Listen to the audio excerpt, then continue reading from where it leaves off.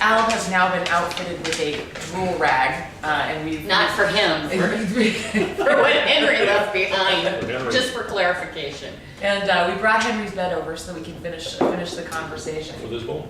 with his bone. So we're in good shape.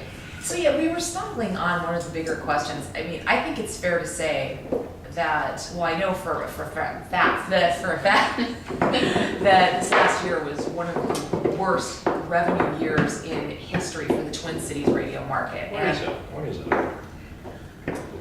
Well, part of it's got to be the economy. Why is the economy bad? Well, I think that there are parts of it that are, and I think it depends on which side you're looking at it from.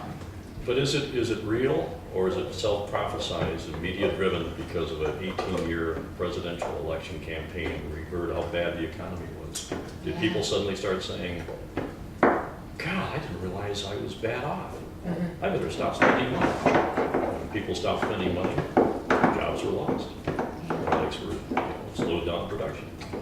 So it's self-prophesized. We saw it in 1992 during the presidential campaign. And it scares people when they keep hearing over and over and over again how bad the economy is, when in fact, it wasn't bad. Anecdotally, and I actually am with you, and I think though that we have fulfilled a lot. I mean, I know that I've cut back, I know, and many other people, but at the same time, I also know so many people that have lost their jobs in the last couple of years, more than ever in my entire, recollection, can The question is why?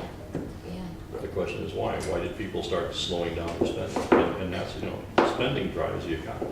But don't you think too, though, that greedy people had something to do with that? Oh, sure. You It's look always at a Headers factor. and you look at Madoff, and these people got so greedy Yeah, that they created something that wasn't there. yeah, and the greedy people always play a part of it, and it's really sad, but it's the way it is. They are getting to come up, and it's now, though, I think. Yeah. You should get him on the show, let Henry take care of it.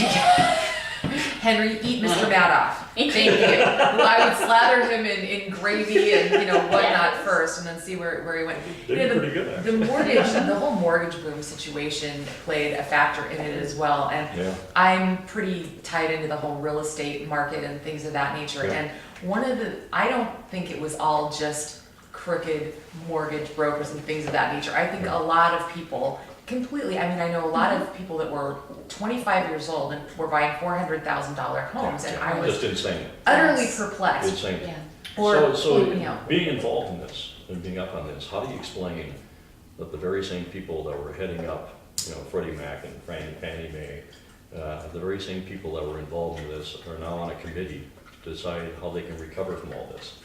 How do you explain that? It's very explain that? difficult to explain it, and I think they're going to have to do some replacing of the old guard. It runs parallel to the SEC. There were so many people in there that the long governing people. Why didn't they catch Madoff? That was a burning question today. Why didn't they see the pattern? So you can't put the fox back in the hen house. I agree. Exactly. Yeah. So how did you guys start this show? How did the idea come about? And What's really funny? Both of you together in a drunken slobber one day? Actually, we were utterly sober when this was conceived. We have since been drinking in celebration. Yes. But until you start, because this comes from you. I was let go October 27th. Same company. And same company. CBS. Yeah.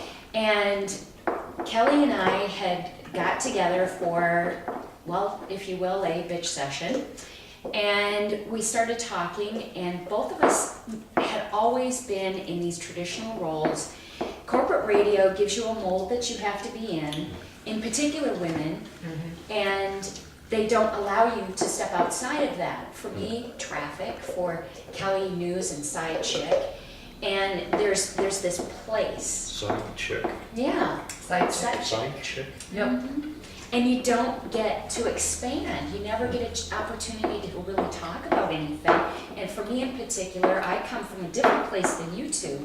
I'm in radio where I have 30 seconds to talk. And that's it. And a 10-second spot to get inside of that with an in and an out cue. I thought you meant Iowa. So, everybody's in a different spot. What does Iowa have to do with this conversation? But, so this gave us a chance. We thought, you know what? We should just do something on the internet. Let's just have some fun. Let's just do something. So we wound up putting our last names into the computer, anagram style, and we came up with the Gig Stunk.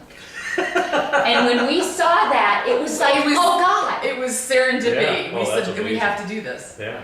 And so we got thegigstunk.com and built the website, and we started out with just audio, and then with the obvious thing, there was always something happening in the room that we felt needed explanation. Well, yeah. So we That's the charm of it. That's the charm. Now, for people that don't know, where were you working before you started this? Oh,